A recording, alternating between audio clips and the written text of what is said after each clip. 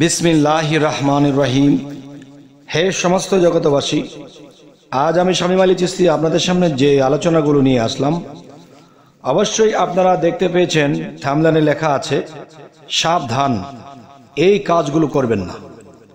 এই কাজগুলো যদি করেন ইহকালের ধন সম্পদ এবং পরকালের ধন সম্পদ সমস্ত কিছুই হারিয়ে ফেলবেন। আর এখান থেকে বেঁচে থাকতে হলে, ইহকাল পরকালের সম্পদকে বাঁচিয়ে রাখতে হলে আপনার কিভাবে চলতে হবে, কিভাবে কি করতে হবে, এই জিনিসগুলো অবশ্যই জেনে নিন। তাই আবার বলছি, কথাগুলো শুনবেন এবং সাবধান হয়ে যাবেন ইনশাআল্লাহ। দেখেন, আমরা ইচ্ছা করলে কিন্তু সাবধানে থাকতে পারি না। তবে একটা জিনিস কি, আমরা যখন চেষ্টা করব তখন কাজটা আল্লাহ আমাদেরকে করে দিবে। যে সে চেষ্টা করেছে, পারেনি, তবু সে চেষ্টার মূল্য হিসেবে আল্লাহ আমাদেরকে জয় করে দেবে। দেখুন, মানুষের জীবনে অনেকেই কপাল থাপড়ায়, হায় হায় আমি কেন আগে এটা বুঝলাম না, হায় হায় আমি কেন আগে এই কাজটা করলাম না। আচ্ছা, সেই বিষয়গুলো হলো কি? সেই বিষয়গুলো হলো, দেখেন, আপনি ছোটবেলা থেকেই আল্লাহ ভক্ত মানুষ, তখন আপনি নিয়মিত আল্লাহর প্রতি, রাসূলের প্রতি পূর্ণ বিশ্বাসের সাথে আপনি আল্লাহর কাজ করছেন, সাধনা করছেন, আমল করছেন। কিন্তু করতে করতে এখন আল্লাহ যদি কারো উপরে সন্তুষ্ট হয়, তখন সেই ব্যক্তিকে রুহানি জগৎ থেকে কিছু খেলা দেখায় বা কিছু জিনিস, ধন তাকে রুহানি জগৎ থেকে দিয়ে থাকে। তখন কি হয়?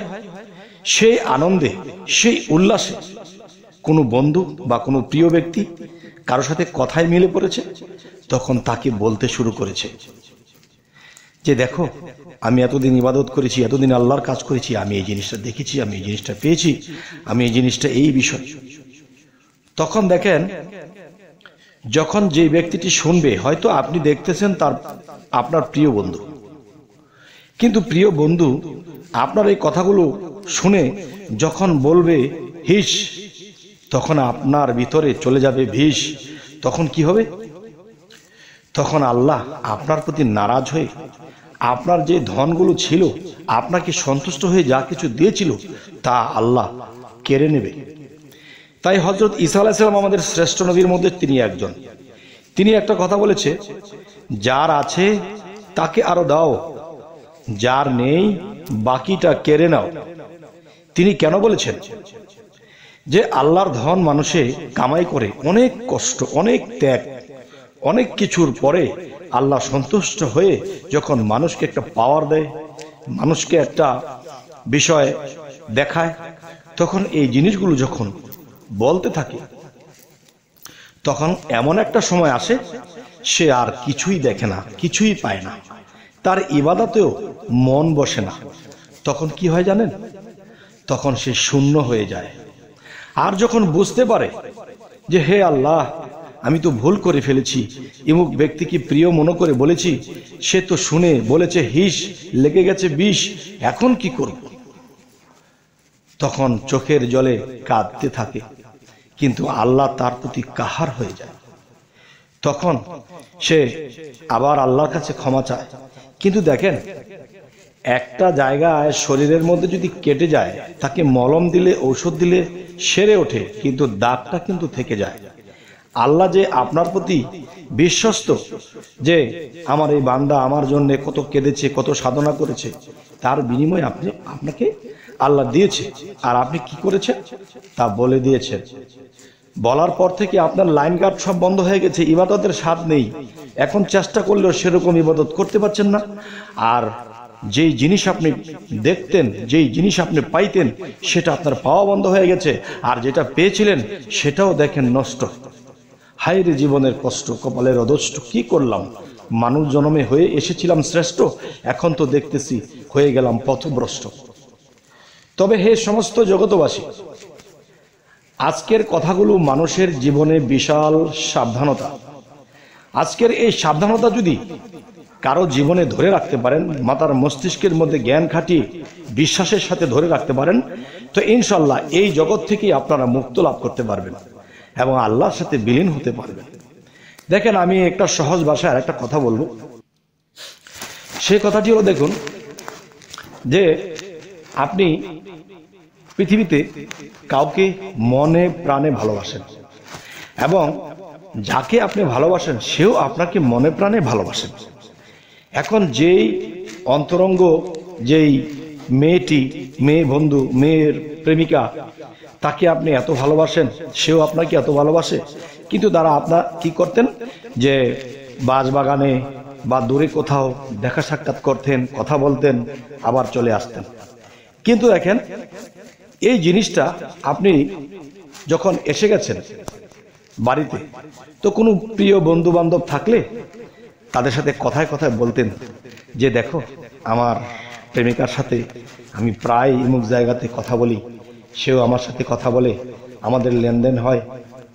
এরকম বলতে বলতে হয়তো একজনকে বলেছে, দুজনকে বলেছে, কারো ভিতরে এই কথাটা বিঁধেছে, হিংসার সৃষ্টি হয়েছে, সে প্রেম করে। আমরা তো এরকম প্রেম করতে পারি না। তখন কি হলো, একদিন কান কথায় সেই প্রেমিকার কানে চলে গেছে। সে জানতে পারল সে মানুষকে এই কথাগুলো বলে বেড়ায়। তখন কি হয়েছে, তখন তার প্রেমিকাকে ডাকলেও আসে না, সে নিজের থেকে আসতো, সে জায়গায় তাকে ডাকলেও আসে না, আরো অপমানজনক কথা বলে। তাহলে দেখেন এই পৃথিবীতে সামান্য একটা মানুষ প্রেমিক প্রেমিকা, তাহলে এখানে কিরকম কাহার হয়ে গেছে, সে পাগল হয়ে ছুটে আসতো, সে জায়গার ভিতরে তাকে ডাকলেও পায় না, আরো অপবাদ দিয়ে দেয়।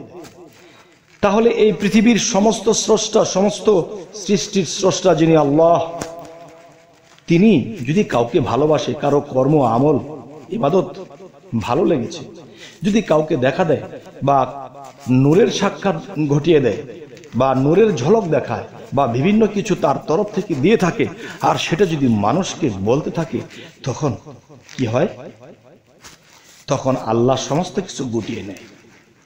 যে তাকে দিয়েছিলাম সে তো তার মর্ম বুঝলো না, যাকে তাকে বলে বেড়াচ্ছে।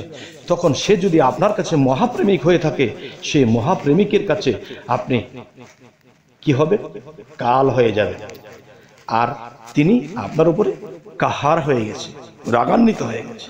এখন ইবাদতও তিনি নিচ্ছে না। তবে হে সমস্ত জগতবাসী, আজকে আপনাদেরকে যে কথাগুলো বললাম, আপনারা জীবনে যদি কেউ এরকম অবস্থানে গিয়ে থাকেন, তাহলে দেখবেন এরকম ভুল কারো দ্বারা হয়ে গেছে। আমি বলবো যার দ্বারা এরকম ভুল হয়ে গেছে, সে রাতের 2টার পরে চোখের পানির সাথে, জিকিরের সাথে কাঁদতে হবে, আর সেজদা করতে হবে, আর তওবা করতে হবে, ক্ষমা চাইতে হবে।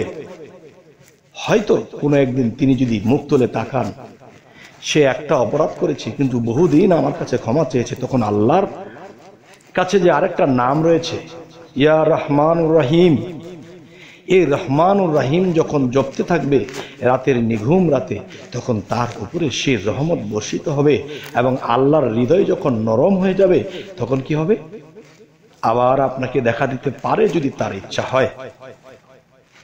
তবে হে সমস্ত জগতবাসী, আরো একটি বিষয়, যে ওই যে বলেছি যে ঘা সেরে যাবে কিন্তু সেই গায়ের যে দাগটা থেকে যায়, তো এরকম যেন কারো না হয়। যদি কারো এরকম হয়ে থাকে, তাহলে এই কাজগুলো করুন, আবার ফিরে পেতে পারেন তার দয়া হলে। আর যারা এরকম অবস্থাতে আছেন, তার দর্শন পাচ্ছেন, তার নূর দেখছেন, তার থেকে পাওয়ার আপনি পাচ্ছেন, আল্লাহর অনেক গুণ আপনার মধ্যে দান করতেছে, অফ, একদম অফ। আপনি যদি অনেক ধনী হয়ে থাকেন, আপনি যদি বাহ্যিক জগতে অনেক ধনী লোক হয়ে থাকেন, তাহলে আপনি গরিবের হালতে থাকবেন এবং মোটামুটি ভাবে মানুষের মাথায় হাত বোলাবেন এবং বাম হাত দিয়ে তাকে দান করবেন, ডান হাত যেন না জানে। গোপনে উপকার করেন। অনেক ধনী আপনি, কাউকে বুঝতে দিন না আপনি এত ধনী। আপনি গরিবের হালতে থাকবেন, গরিবের দুঃখগুলো বুঝবেন, তখন কি হবে, আপনার এই পৃথিবীর ধন সম্পদ হালাল হবে এবং এই পৃথিবীতে আপনার সম্পদ ঠিক থাকবে এবং সেই পরকালের সম্পদও আপনার ঠিক থাকবে। তখন কি হবে, আপনি আল্লাহর কাছে দুইটি দিক দিয়ে প্রিয় হয়ে যাবেন। তবে হে সমস্ত জগতবাসী, আজকের সাবধানতা সম্পর্কে কথা বললাম এবং এই পরামর্শগুলো আমি দিলাম। এই কথাগুলো কি আপনাদের ভালো লাগলো নাকি খারাপ লাগলো? অবশ্যই আমাকে জানাবেন। এবং কি ধরনের আলোচনা চাইছেন সামনে তাও জানাবেন। এবং আরও একটি বিষয় হলো যে আমাদের এই চ্যানেলটিকে সাবস্ক্রাইব তো করবেন, যদি ফেসবুক হয় তবে ফলো করে নেবেন, আর সামনে ভালো আলোচনা যেন নিয়ে আসতে পারি। তো সকলেই ভালো থাকবেন। আল্লাহ হাফিজ।